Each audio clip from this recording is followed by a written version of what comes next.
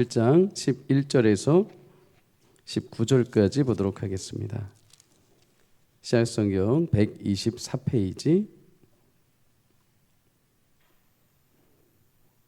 누가복음 17장 11절에서 19절입니다. 한 절씩 읽도록 하겠습니다. 예수께서 예루살렘으로 가실 때에 사마리아와 갈릴리 사이로 지나가시다가 한 마을에 들어가시니 나병 환자 10명이 예수를 만나 멀리 서서 소리를 높여 이르되 예수 선생님이여 우리를 불쌍히 여기소서 하거늘 보시고 이르시되 가서 제사장들에게 너희 몸을 보이라 하셨더니 그들이 가다가 깨끗함을 받은지라. 그 중에 한 사람이 자기가 나은 것을 보고 큰 소리로 하나님께 영광을 돌리며 돌아와 예수의 발 아래 엎드려 감사하니 그는 사마리아 사람이라. 예수께서 대답하여 이르시되 10사람이 다 깨끗함을 받지 아니하였느냐? 그 9은 어디 있느냐? 이 이방인 외에는 하나님께 영광을 돌리러 돌아온 자가 없느냐 하시고, 함께 읽습니다. 그에게 이르시되 일어나 가라, 내 믿음이 너를 구원하였느니라 하시더라. 아멘. 오늘 본문을 가지고 그 9은 어디 있느냐라는 제목으로 말씀을 나누도록 하겠습니다. 오늘 본문은 예수님이 10명의 나병 환자를 고쳐주신 이야기입니다.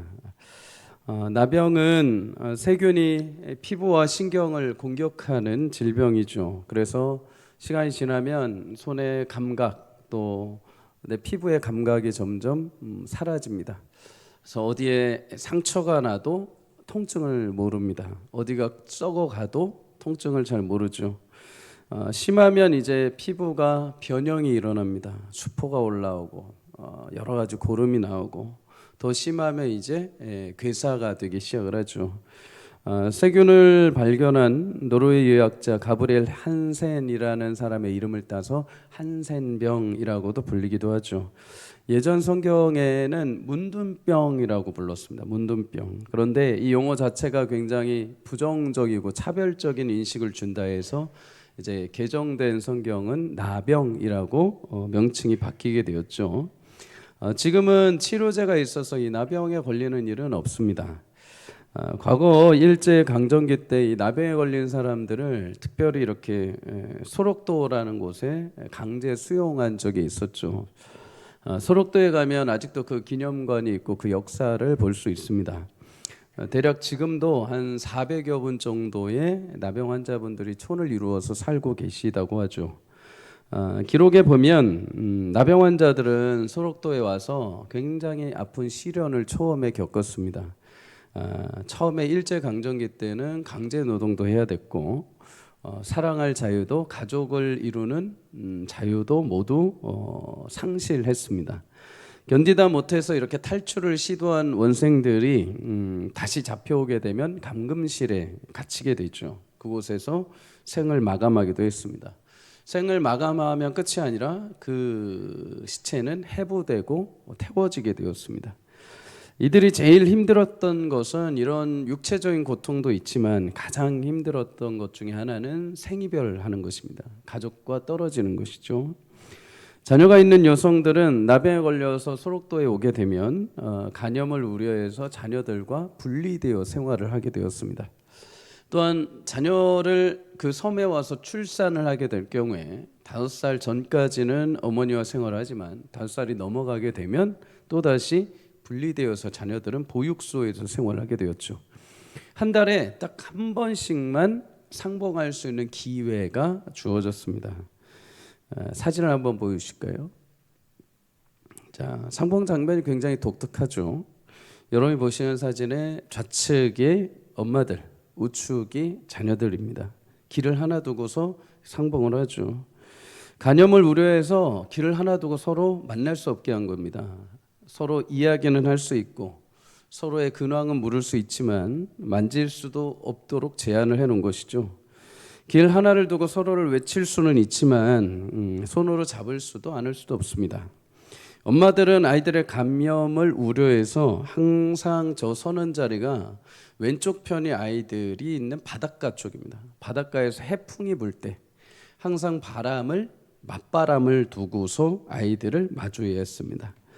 이 길은 엄마와 자녀가 만나서 기쁨의 또 행복의 장소가 되어야 되는데 늘 만날 때마다 또 헤어질 때마다 근심과 탄식이 오고 가는 곳이 되어버렸죠. 그래서 이 길을 근심수 탄식탄해서 이 길의 이름을 수탄장이라고 부르게 됩니다. 오늘 본문에도 나병에 걸려서 가족과 주변 사람들에게 버림받고 좌절감에 살아갔던 10명의 나병 환자가 등장합니다. 이들은 나병에 걸린 즉시에 살고 있던 마을을 떠나야 했습니다. 살고 있던 가족도 헤어져야 했습니다. 나병에 걸린 사람들만 모여서 사는 특별한 공동체에 모여서 삶을 연명해야 했죠. 혹시라도 길을 지나다가 다른 사람이 외부에서 이렇게 접근을 해오면 이들은 반드시 자신들이 나병에 걸렸다는 것을 외쳐야 했습니다. 레위기 13장 45절에 이들은 옷을 찢고 머리를 풀고 윗입술을 손으로 가리고 외치기를 부정하다 부정하다. 우리는 나병에 걸려서 하나님이 주신 질병 때문에 부정한 사람들이니 우리 가운데 가까이 오지 말라 하고서 경계를 주어야 했습니다. 이들의 인생은 사실 어디에도 속할 수 없던 인생이죠.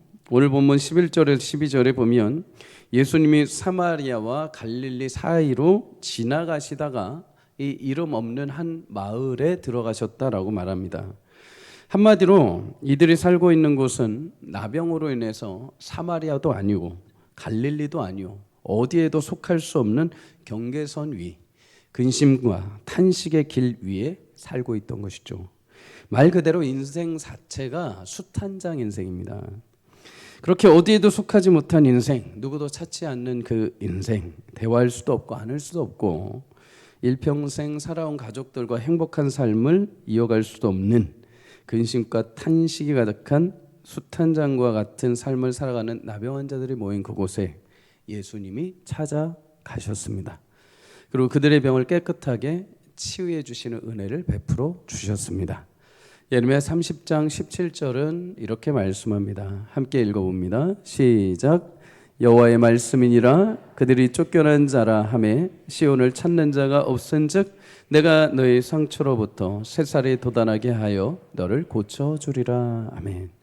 여러분, 우리가 버려지고 외면당한 현실을 살아갈지라도 심지어 아무도 찾지 않는 삶이라 할지라도 주님은 우리를 찾아와서 그 상처에 새살이 돋게 하시는 하나님의 치료자요 영광스러운 우리의 주인 되시는 줄 믿습니다. 여러분, 우리도 매일 발생하는 근심과 탄식으로 어떻게 보면 수탄장과 같은 삶을 살아가는 분들이 있습니다. 기쁨과 감사가 넘쳐야 하는 인생길에서 늘 언제나 짓누르는 고통과 아픔이 가득할 때가 있죠. 가정의 기쁨과 평화 대신에는 긴장이 늘 넘치고 늘 염려가 가득할 때가 있습니다. 힘겹게 차가운 세상의 바람을 정면으로 마주하고 서야 할 때가 때로는 있죠. 그런 통곡의 길, 근심과 탄식의 경계선에 계신 분들이 있습니까? 예수님이 여러분의 그 수탄장과 같은 인생에 오셔서 근심과 탄식의 길을 치유의 길로 바꾸시는 은혜가 오늘 이 가운데 있기를 주의 이름으로 축복합니다. 상처로부터 새살이 돋아나게 하시는 주님, 어느 누구도 찾지 않고 어느 누구도 그를 외면해버린 그 인생이라 하더라도 주님은 내가 너를 찾아가서 그 상처에 새살이 돋게 하신다는 그 은혜처럼 여러분의 심령과 마음과 인생 속에 오늘도 수탄장이 여러분에게 새로운 치유의 길이 되는 놀라운 역사가 있기를 주의 이름으로 축복합니다. 먼저 오늘 본문을 통해 주시는 은혜를 몇 가지 나눠보려고 합니다. 여러분, 본문에 독특한 점이 한 가지가 있죠. 12절에 이들이 모두 한 마을에 살고 있었다, 이렇게 성경이 말씀합니다. 나병 환자 10명 중에 9명은 나중에 보면 아시지만은 9명 유대인이고 1명만 사마리아 사람이라고 말합니다. 유대인과 사마리아인들은 사실 여러분 갈등이 굉장히 심했죠. 북이스라엘에 속해 있던 사마리아, 이곳은 구약시대 아수르에 의해서 멸망을 당하게 됩니다. 아수르에서 멸망당한 이후에 이 사마리아 지역에는 이방인들이 와서 함께 살게 됩니다. 다시 말해서 사마리아 사람들은 혼혈족이 되어버린 것이죠. 순수 혈통을 잃어버리게 됩니다. 또 하나, 종교적으로도 혼합신앙이 발생합니다. 외부에서 이방인들이 오면서 우상을 가지고 오면서 이제 이 사마리아 지역은 하나님만 섬기는 게 아니라 하나님 외에도 다른 우상들을 함께 겸하여 섬기는 혼합 신앙이 발생합니다. 이런 이유 때문에 유대인들은 이 사마리아 사람들을 굉장히 차별하고 거부했습니다. 같이 밥을 먹지도 않았습니다. 아는 척도 하지 않았습니다. 심지어 유대인들이 이 사마리아 지역을 지나갈 때 부정하다 해서 이 사마리아를 돌아서 아래로 내려갔습니다.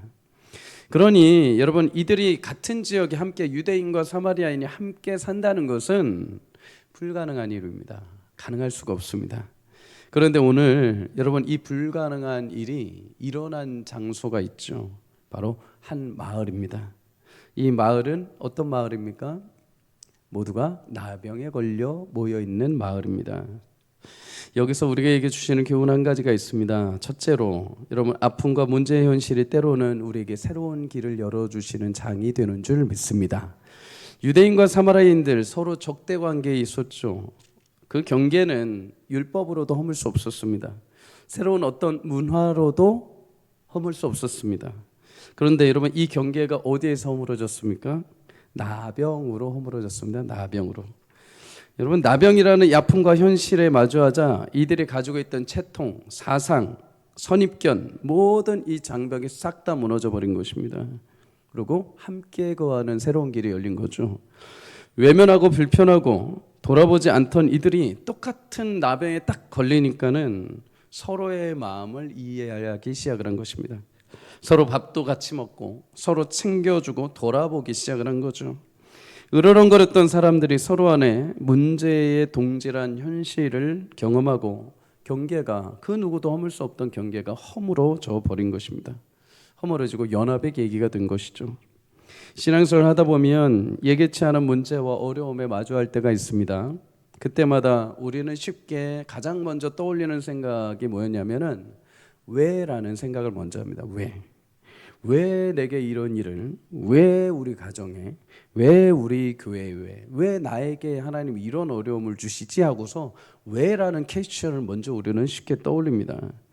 그런데 여러분, 성경에 어려움과 문제에 직면한 사람들을 보면은 유심히 한번 바라보십시오. 근데 이들은 하나같이 왜라는 질문을 하지를 않더라고요. 욥이 어려운 고난을 당한 이후에 왜 하나님 이러십니까? 라고 여러분 질문한 것 같죠? 사실 욥은 처음부터 그런 질문하지 않습니다. 오히려 묵묵히 하나님 앞에 앉아서 전능하신 하나님의 주권 앞에 겸손하게 잠잠히 가만히 있죠. 그런데 그를 부추긴 게 누굽니까? 친구들입니다. 친구들이 와서 잠잠히 그냥 힘들지, 괜찮아, 하나님의 뜻이 있을 거야 하면서 가만히 있으면 되는데 옆에서 뭐라고 부추깁니까? 너 뭔가 잘못한 거 있지 않아? 하나님이 괜히 그러실 분 아닌데, 야 빨리 생각해봐. 야, 하나님 왜 그러시겠어? 네가 뭔가 있으니까 그렇지 하면서 자꾸만 why라는 퀘스천을 자꾸만 집어넣어 버린 것입니다. 왜라는 이 질문 때문에 부추김 당한 욥도 왜라고 나중에는 하나님 앞에 질문을 합니다. 그러나 욥기 끝까지 보면은 하나님이 그 왜에 대한 답을 주시 않으십니다. 왜 그런지 이야기를 하지 않으십니다. 여러분, 그 외에도 어려운 현실과 마주했던 사람들 역시 그 왜에 대한 답도, 왜에 대한 물음도 없었습니다. 아브라함이 백세에 얻은 이삭, 하나님께서 그의 믿음을 테스트하시려고 바치라고 하십니다. 마음이 심란하죠. 여러분, 그런데 아브라함이 이때 왜라고 하나님 앞에 묻지 않습니다. 왜 제가 바쳐야 합니까? 묻지 않습니다. 순종함으로 이삭을 데리고 모리아산으로 올라갑니다. 요셉은 13년간 타국에서 팔려 종노릇을 합니다. 억울한 종노릇, 억울한 옥살이까지도 하죠. 그런데 13년 동안 요셉은 하나님 앞에 왜라는 질문하지 않습니다. 왜 제가 이 형들에게 팔려서 억울하게 누명을 써야 됩니까? 왜라는 물음을 하지 않습니다. 그저 묵묵히 자신에게 주어진 종살이의 일을 감당하죠. 여러분, 다윗은 선지자 사무엘에게 너 왕이 될 거야 하고 기름 부음을 받습니다. 그런데 그 예언을 듣고 난 이후부터 사울에게 쫓겨다닙니다. 사울 왕에게 쫓겨다닙니다. 고난의 광야의 시간을 지나게 됩니다. 심지어 아기스 왕 앞에서는 미친 척할 정도로 살기 위해 발버둥을 치죠. 그런데 다윗은 단 한 번도 하나님 앞에 왜라는 질문을 하지 않습니다. 오히려 그 시간의 광야에서 하나님을 찬양하는 찬송시를 짓게 되죠. 바울은 이방의 사도로 부름을 받습니다. 그리고 여러 지역, 유럽 지역, 지금의 유럽 지역을 가면서 복음을 전파하죠. 그런데 그때마다 항상 찾아오는 것이 심한 고난이었습니다. 죽음의 위협이었습니다. 그런데 그때마다 하나님 앞에 왜라고 질문하지 않습니다. 왜 저를, 가만히 있던 저를 불러서, 그것도 불렀으면 좀 고난 없이 평탄하게 복음을 전하게 하셔야지, 왜 이렇게 하십니까? 라고 왜라고 질문하지는 않습니다. 여러분, 이들은 초조하고 두렵고 힘든 일들을 당할 때마다 하나같이 왜라는 질문을 하지 않더라고요. 대신 성경이 하나의 공통점을 보여줍니다. 왜라는 질문, 성경은 없지만 이들은 하나같이 그 고난이 어디로 그들을 인도했는지 성경은 보여주고 있습니다. 아브라함 모리아산의 순종으로 하나님이 아브라함을 그때서야 네가 나를 경외하는 줄 알았다라고 말씀하십니다. 그리고 그 뒤에 어떤 약속을 하시냐? 내가 과거에 너에게 했던 그 약속을 내가 이제 준행할 것이다 라고 말씀하십니다. 요셉은 13년간 고난의 종살이를 하죠. 그리고 마침내 애굽의 국무총리가 됩니다. 자신을 팔았던 형들과의 경계선이 가난과 기근으로 허물어지게 됩니다. 형들이 찾아왔을 때 그를 마주하게 되죠. 그리고 기근 가운데 애굽뿐만 아니라 아버지의 그 가족들까지도 모두 구원하는 역사를 가지게 됩니다. 다윗은 광야 도망자 생활을 지나고 난 이후에 하나님이 어찌하여 나에게 이렇게까지 큰 은혜를 베푸시는가 할 정도로 하나님이 왕위를 건사하십니다. 끝까지 왕위를 지켜주시고 그와 대적하는 나라들마다 모두 다윗이 승리하게 하시는 은혜를 주시죠. 바울은 많은 고난 가운데 있었지만 마지막에 그 순교의 자리에 서지만 하나님께서 그의 발걸음을 통해서 온 유럽 전체가 복음화가 되는 놀라운 역사를 베풀어 주셨습니다. 여러분, 이들은 고난이 찾아온 이유는 알 수 없었습니다. 하지만 한 가지는 분명하죠. 고난이 그들의 평범한 일상에는 절대 상상할 수도 없었던 오직 하나님만 하실 수 있는 하나님의 예정의 자리로 그들을 인도해 주셨다는 것입니다. 사랑하는 여러분, 고난에 대해서 왜를 외쳐도 사실 우리는 그 이유를 정확하게 알 수가 없습니다. 이사야 55장 8절의 말씀처럼 하나님의 생각이 우리의 생각과 다르고 우리가 생각한 일과 하나님의 길은 너무도 다르기 때문입니다. 하나님 이래서 이러셨을 거야 라고 우리는 추측을 할 때가 있죠. 그런데 며칠 지나고 나면 그것이 아니라는 걸 또 알게 됩니다. 그래서 그런가 하고서 또 생각하면 며칠 지나면 또 하나님이 다른 길로 인도해 가시는 것을 보게 되죠. 우리는 하나님이 인도하시는 그 손길을 예측도 상상도 할 수가 없죠. 여러분, 대신 한 가지는 알 수 있습니다. 하나님 그 문제를 통해서 내가 생각하지 못했던 경계선을 허무시고 내가 내 힘으로 할 수 없었던 하나님의 뜻과 하나님의 계획하심과 연합, 하나님의 뜻이 마침내 내 삶에 성취되는 자리로 나를 인도해 가시는 분인 줄 믿습니다. 시편 119편 71편은 그래서 우리에게 이렇게 말씀합니다. 함께 읽습니다. 시작. 고난당한 것이 내게 유익이라 이로 말미암아 내가 주의 율례들을 배우게 되었나이다. 아멘. 여러분, 우리에게 찾아온 고난의 현실, 문제의 상황은 굉장히 신비로운 하나님의 섭리이기도 합니다. 여러분에게 찾아온 가슴 아픈 현실, 탄식의 시간이 있으십니까? 왜라고 질문한다면 어렵습니다. 그죠? 알 수도 없을 것입니다. 그러나 성경은 분명하게 이야기합니다. 그 문제, 그 고난이 내가 내 삶에서 내가 스스로 할 수 없었던 자리로 나를 이끌어가는 하나님의 도구가 되게 하실 줄 믿습니다. 결코 그것을 허무한 시간으로 하나님 만들지 않으십니다. 하나님의 뜻을 성취하는 귀한 자리로 인도하시는 여러분의 삶이 있기를 주의 이름으로 간절히 소망합니다. 10명의 나병 환자들 마침내 주님의 오심을 보고 외치게 됩니다. 13절 함께 읽도록 하겠습니다. 시작. 소리를 높여 이르되 예수 선생님이여 우리를 불쌍히 여기소서 하거늘. 아멘. 율법을 따르면 사실 이들은 예수님이 저 멀리 오면 뭘 해야 됩니까? 머리를 풀고 옷을 찢고 우리 부정합니다. 오지 마십시오라고 외쳐야 됩니다. 그런데 율법을 어기면서까지 예수님을 불렀습니다. 여러분, 주님 앞에 주님 제가 뭐라고요? 주님, 저는 아무것도 아닙니다. 주님 저한테 오시면 안 됩니다. 이러시면 안 됩니다. 주님, 저는 연약하고 저는 죄 많아도 저한테 오셔야 됩니다. 주님, 그냥 지나치시면 안 됩니다.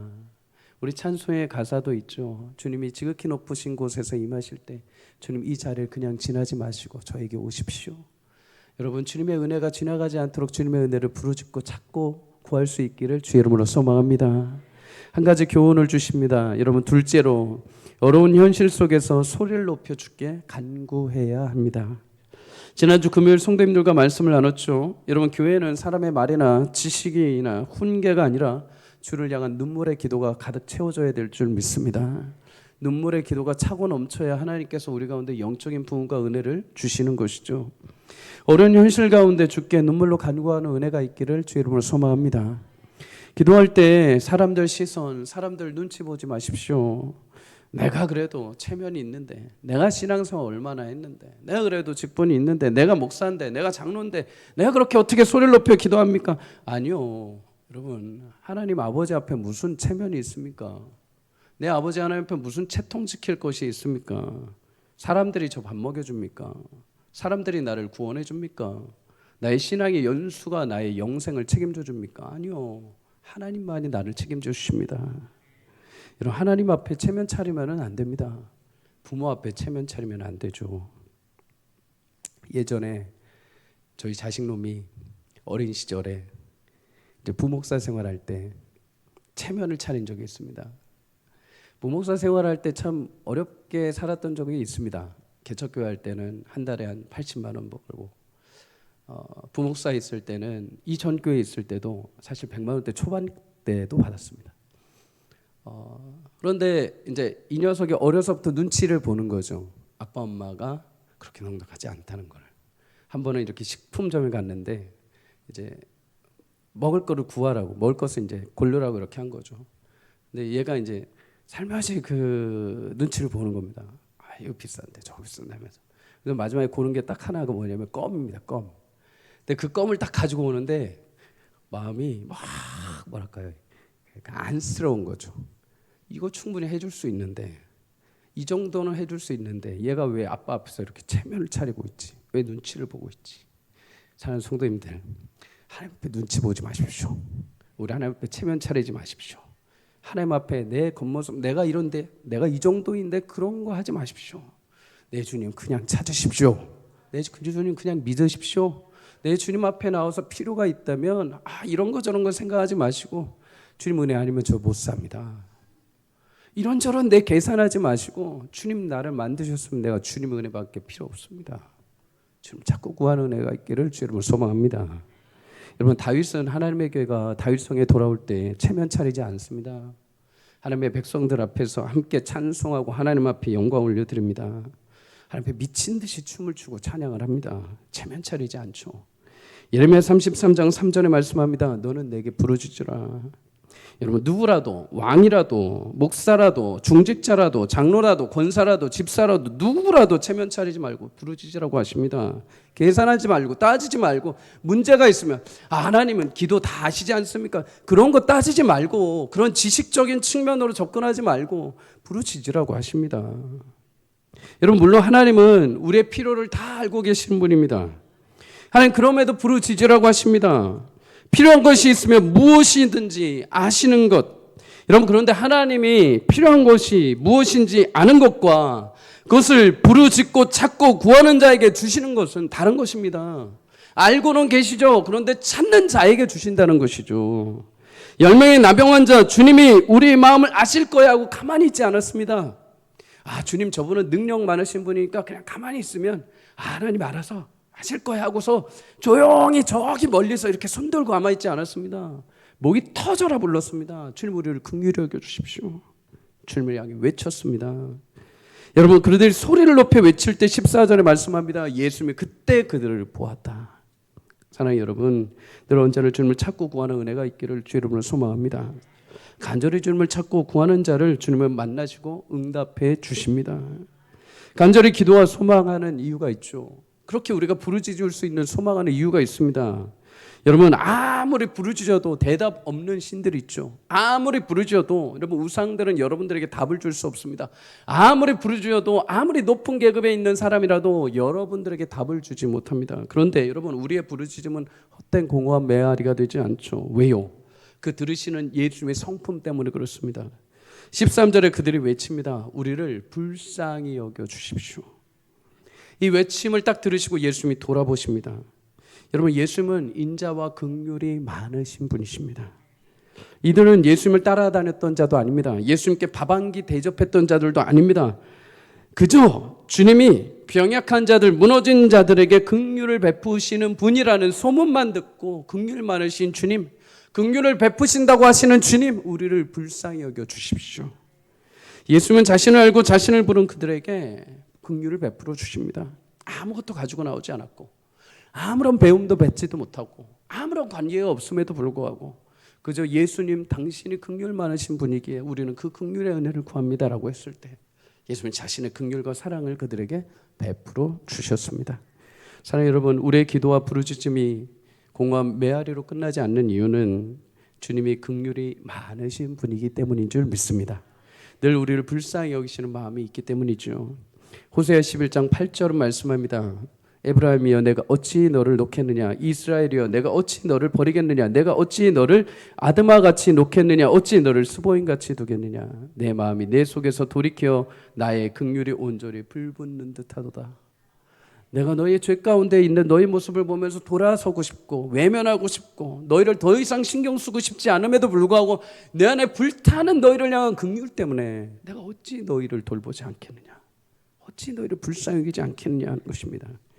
여러분, 불붙는 주의 긍휼과 사랑이 오늘도 주를 찾고 간절히 구하는 자들에게 함께 하시는 줄 믿습니다. 그 주님을 찾으십시오. 긍휼 많으신 주님이 여러분의 그 기도와 간구 가운데 역사하신 은혜를 주실 줄 믿습니다. 또한 14절 우리 함께 읽습니다. 시작.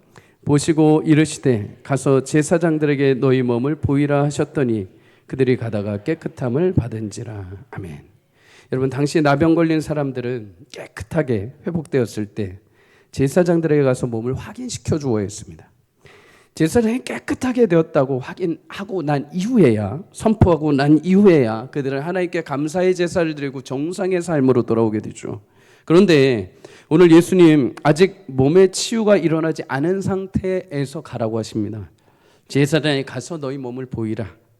여러분, 이들은 말씀을 듣고 제사장에게 달려갑니다. 가는 길목에서 깨끗함을 받게 되죠. 여기서 또 한 가지 우리에게 교훈을 주십니다. 여러분, 주님이 말씀하시는 그 순간부터 주의 역사는 시작되는 줄 믿습니다. 예수님의 말씀에 따라서 나병 환자들이 이동을 합니다. 몸이 불편한 자가 있었고 다리를 저는 자도 있었기 때문에 빨리 못 갔을 것입니다. 그냥 천천히 조금씩 이동을 해 갔을 것입니다. 그런데 여러분, 이렇게 이동해 가는 과정에 벌써 이들의 몸이 달라진 것을 서로 알아보기 시작을 했습니다. 몸이, 다리가, 얼굴이 애기 피부처럼 하면서 점점 서로 보면서 놀라는 거죠. 여러분, 주의 말씀은 선포된 그 즉시부터 내 안에 그 능력으로 역사하심을 믿으시기를 축복합니다. 이들은 제사장 앞에 갔을 때 치유된 것이 아닙니다. 그 말씀을 믿고 가는 그 도중부터 이미 시작이 된 거죠. 예수님이 이들을 치유하신 시점은 예수님이 말씀하신 그 시점, 선포하신 직후부터 이미 시작이 된 것입니다. 마태복음 8장에 보면 예수님이 이방인 백부장을 칭찬하신 일이 나오죠. 백부장은 여러분 100명의 군사를 거느리고 있는 사람입니다. 굉장한 실세이죠. 근데 그에게는 굉장히 중요했던 하인이 한 명 있었던 것 같습니다. 하인이 중풍병에 걸렸습니다. 내가 너무나 아끼는 하인입니다. 이 하인을 위해서라면 내가 뭐든지 해야겠다. 백부장이 예수님에게까지 가서 무릎을 꿇고 내 하인을 살려주십시오 하고 간청을 합니다. 이때 예수님이 백부장의 이 지극한 마음을 보고 그 집까지 가시려고 합니다. 그럴 때 백부장이 뭐라고 합니까? 주님, 저도 군사를 거느리는 사람입니다. 군사들은 이리로 가라 명하면 이리 가고 저리로 가면 저리로 가는 사람들입니다. 주님이 내 종에게 말씀만 하신다면 내 종이 그 즉시 나을 줄 믿습니다. 여러분, 이 고백에 예수님이 그 믿음을 칭찬하십니다. 내가 유대인 중에도 이런 믿음을 본 적이 없다. 그러면서 그에게 말씀하시기를 가라 내 믿은 대로 될지어다 하시니 그 즉시 하인이 나으니라. 여러분, 백부장이 가서 집에 가서 보니까 조금씩 나아진 게 아니라 예수님이 이미 말씀하신 그 즉시부터 하인이 나았다라고 말씀을 합니다. 여러분, 다만 무엇이 필요합니까? 그 말씀을 듣고 이루어질 것을 믿고 순종하는 작은 믿음이 필요한 것이죠. 여러분, 오늘도 말씀이 울려 퍼지는 이 자리에서도 누군가는 설마 되겠어. 성경 말씀이 늘 그 말씀이지. 그냥 역사하지 내 일은 아니야. 라고 넘기신다면 내 삶의 그 하나님의 말씀은 절대 역사할 수 없을 것입니다. 그러나 긍휼 많으신 주님, 오늘도 그 말씀 살아 역사하시는 주님, 권세 있는 말씀으로 주님 내 삶에 말씀하시고 명하신 대로 행하시는 주님, 오늘도 그 말씀이 내 삶에도 실제가 되게 해주십시오. 그런 믿음을 가지는 그런 긍휼의 마음을 가진 주의 백성들에게 오늘 하나님께서 그 말씀하신 대로 역사하시는 은혜를 주실 줄 믿습니다. 히브리서 11장 6절은 말씀합니다. 함께 읽습니다. 시작. 믿음이 없이는 하나님을 기쁘시게 하지 못하나니 하나님께 나아가는 자는 반드시 그가 계신 것과 또한 그가 자기를 찾는 자들에게 상 주시는 이심을 믿어야 할지니라. 아멘. 이런 말씀에 우리 가운데 떨어지는 그 순간부터 열매를 맺기 시작을 합니다. 내가 할 수 없지만은 하나님 말씀이 내 삶에 오늘 떨어지는 그 순간부터 그 말씀대로 하나님은 행하시기로 작정하시고 이루어 가시는 줄 믿습니다. 여러분의 주어지는 매일 새벽마다의 말씀과 주일의 말씀을 여러분 오늘 하나님께서 이 말씀대로 이루실 줄 믿고 여러분 믿음으로 여러분 순행하시기를 주의 이름으로 축복합니다. 그런 자에게 반드시 그 말씀의 결실과 열매를 맺어주시는 복된 은혜가 여러분과 저희 삶에 있기를 주의 이름으로 축복합니다. 마지막으로 여러분 오늘 본문이 주시는 교훈 중요한 것이 한 가지가 있습니다. 10명의 나병 환자들 그렇게 모두 가는 길목에 주의 은혜로 치유를 받았죠. 치유를 경험하게 됩니다. 그런데 여러분 이 중에 9명은 모두 자기 갈 길을 가버립니다. 제사장에게 가고 자기 집에 가고 자기가 사랑했던 사람들에게 돌아가 버립니다. 근데 유일하게 딱 한 사람만 가는 길목에 치유가 된 이후에 예수님에게 돌아왔다라고 말씀하죠. 오늘 15절과 16절 우리 마지막으로 함께 읽습니다. 시작. 그 중에 한 사람이 큰 소리로 하나님께 영광을 돌아 예수의 발 아래 엎드려 감사하니 그는 사마리아 사람이라. 아멘. 여러분 그는 치유의 기쁨이 넘쳐난 그 순간 모든 사람은 자기의 길을 가는데 그는 다시 하나님께 돌아옵니다. 예수님께 돌아옵니다. 그리고 하나님께 감사하고 영광을 돌렸다라고 말하죠. 여러분 그런데 그는 누구인가? 유대인들이 차별하는 사마리아인입니다. 이 모습을 보고 예수님이 뭐라고 하십니까? 17절에서 18절에 10명이 다 깨끗함을 받지 않았느냐? 나머지 9명은 어디 있느냐? 이 이방인 외에는 하나님께 영광을 돌리러 돌아올 자가 없느냐? 여러분 우리 여기서 귀한 장면을 하나 보게 됩니다. 여러분 유대인들은 누구보다도 하나님 나라를 소망하고 메시아를 기다렸던 자들입니다. 그런데 유대인 나병 환자들이 마침내 주님의 손에 그렇게 치유가 되었다면 마땅히 자신들이 섬기는 하나님 앞에 돌아와서 감사의 찬송과 영광을 올려야 되는 게 마땅하죠. 그런데 전혀 예상치 않고 기대하지 않았던 차별화했던 사마리아인만 돌아와서 하나님 앞에 영광의 찬송을 올려드립니다. 여러분 우리가 하나님께 너무 익숙해지면 익숙할수록 감사를 잊어버릴 때가 있습니다. 오히려 나보다 신앙생활을 적게 하고 연륜이 적고 믿음이 조금 약하고 어린 아이들일수록 하나님께서 하신 일에 대해서 감사하는 것을 보게 됩니다. 작은 것 하나에도 감사하고 고마워하죠.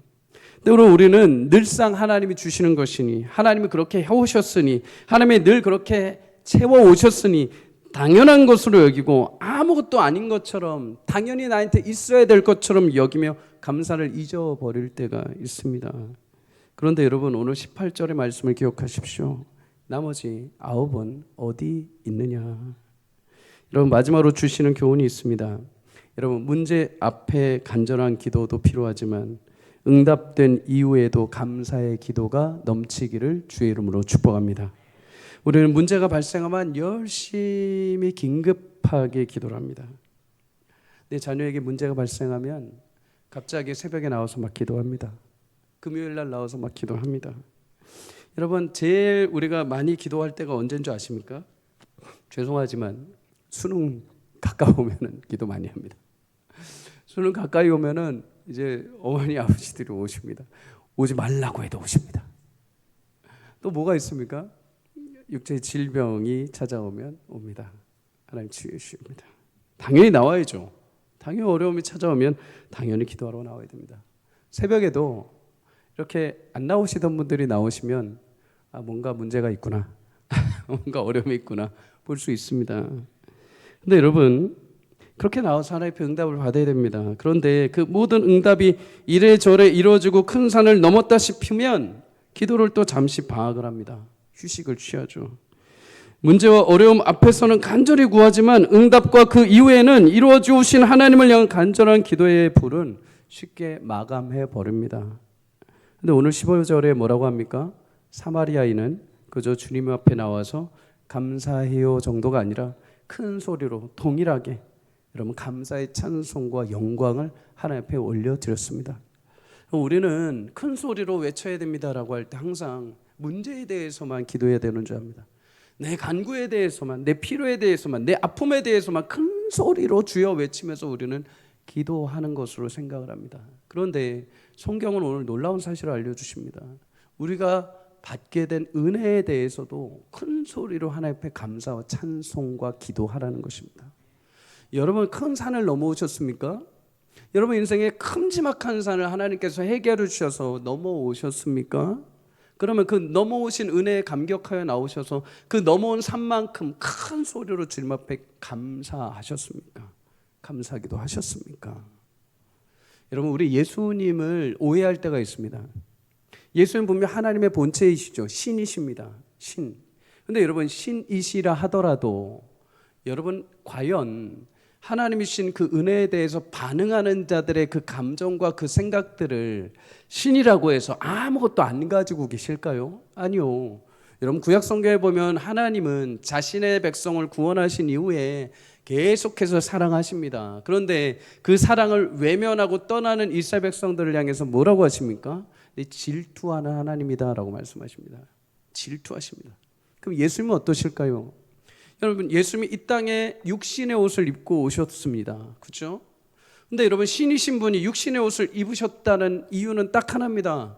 우리의 모든 연약함과 질고를 다 자신이 온몸으로 체험하셔야 했기 때문입니다. 자신이 짊어지셔야 했기 때문이죠. 이거에 대해서는 모두가 다 동의를 합니다. 그렇죠. 주님 우리의 아픔을 아셔야 했기에 우리의 외로움과 우리의 배고픔과 우리의 눈물을 아셔야 하기에 주님은 육신으로 입고 오셔야 됩니다. 그래서 예수님도 사춘기를 경험하셔야 됐고 예수님도 부모님을 섬기셔야 됐고 예수님도 아파 보셔야 되죠. 그래야 우리를 공감해 주시고 우리를 위로해 주시지 않습니까? 거기에 대해서는 모두가 다 공감을 합니다. 그런데 여러분 예수님이 그렇게 은혜를 베풀어 주셨는데 은혜를 받은 자들이 그 은혜에 감사하지 않으면 예수님 어떤 마음이 드시겠습니까? 상처받지 않으시겠습니까? 여러분 누군가한테 선물을 했습니다. 애지중지 정말 막 준비를 해가지고 이거 받으면 좋을까? 이거 그 사람에게 필요할까? 이 사람한테 잘 맞을까?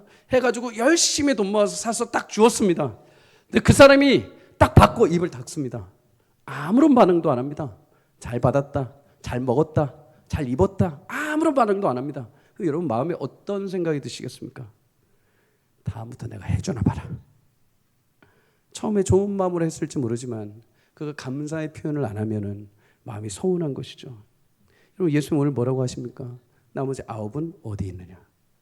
여러분 주님으로 대접을 해주시기를 주의 이름으로 축복합니다. 우리가 필요할 때만 내 육체적인 생각을 아시기에만 나의 아픔을 토로하기에만 그분 육신의 옷을 입었다고 생각하지 마십시오. 주님은 그 은혜를 마음껏 베풀어 주시는 분이십니다. 그러나 그 은혜에 합당한 반응을 하는 자들에게 더 큰 은혜를 주십니다. 어떤 은혜를 주십니까?